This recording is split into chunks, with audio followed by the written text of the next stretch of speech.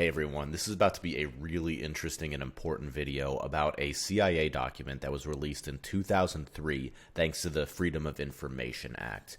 In this document, and you can look this up for yourself at cia.gov, look into the search engine, I typed in universal hologram and I was able to find this PDF document.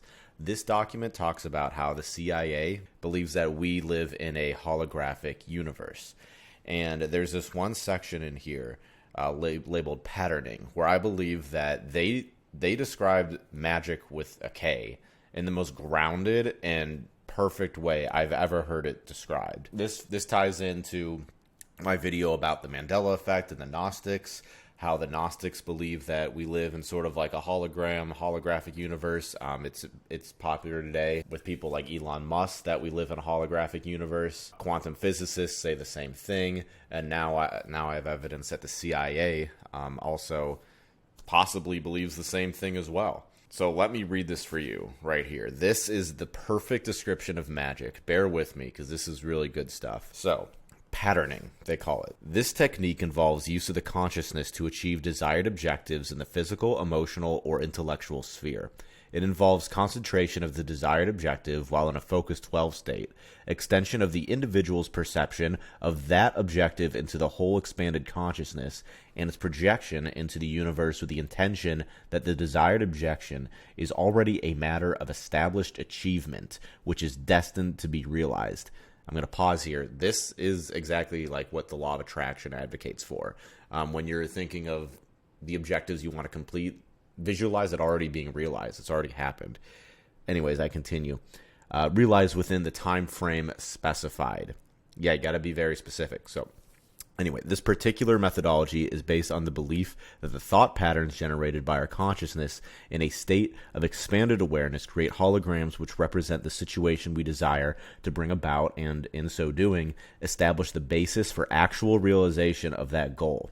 Once the thought-generated hologram of the sought-after objective is established in the universe, it becomes an aspect of reality which interacts with the universal hologram to bring about the desired objective, which might not, under other circumstances, ever occur.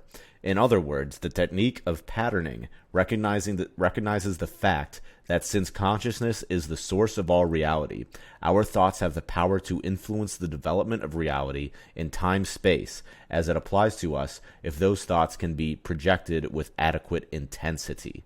However, the more complicated the objective sought and the more radically it departs from our current reality, the more time the universal hologram will need to reorient our current reality, our reality sphere, to accommodate our desires.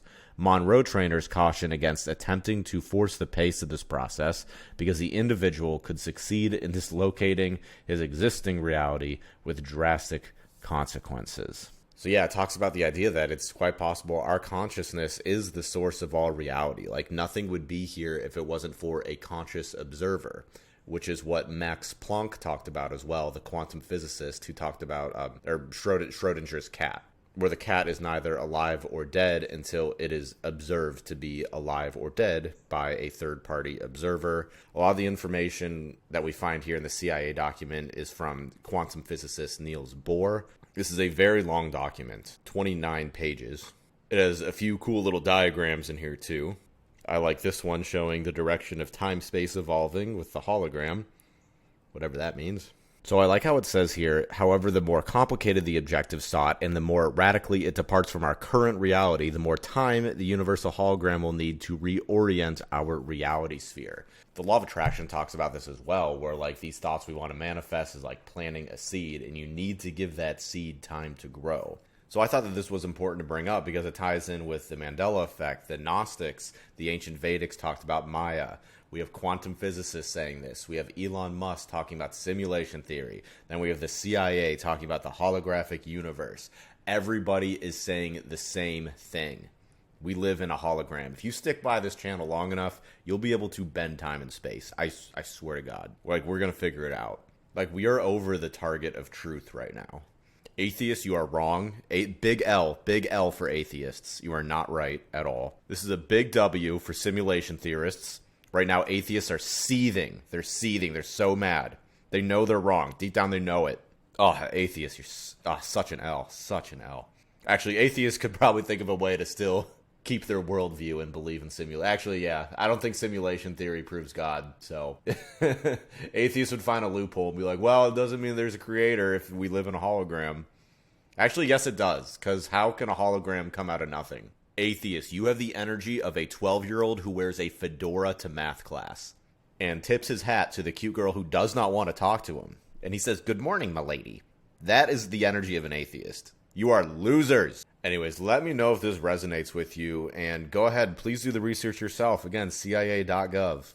Like, everything I research is from credible sources. It's so funny to me when I talk to people who aren't into these subjects, and they literally think that I get these ideas off of, like, unhinged schizo Facebook posts. They just assume, like, oh, you probably just read a Facebook post from a senile cat lady off of her medication rambling about a universal hologram. Like, no, I literally, no, I'm literally the most, I'm trying not to brag, I'm literally the most successful person I've ever met my age, and we have facts and logic on our side. Alright, I'm being a little ridiculous. Obviously, just because the CIA says something is true, or just because the CIA releases a document about a certain subject, doesn't mean it is the truth. I'm just sick of low IQ bots trying to discredit cool information like this, just because they're not into it themselves. But times are changing, and this is starting to get popular. And I think they're in for a huge identity crisis when they become the minority. My estimation is that by the time Generation Alpha comes into power, which is the generation after Gen Z, the majority of people are going to be into cool topics like this. Topics that for now are labeled quote-unquote as conspiracies. That'll be the majority of people, and the minority will be the weird old millennials.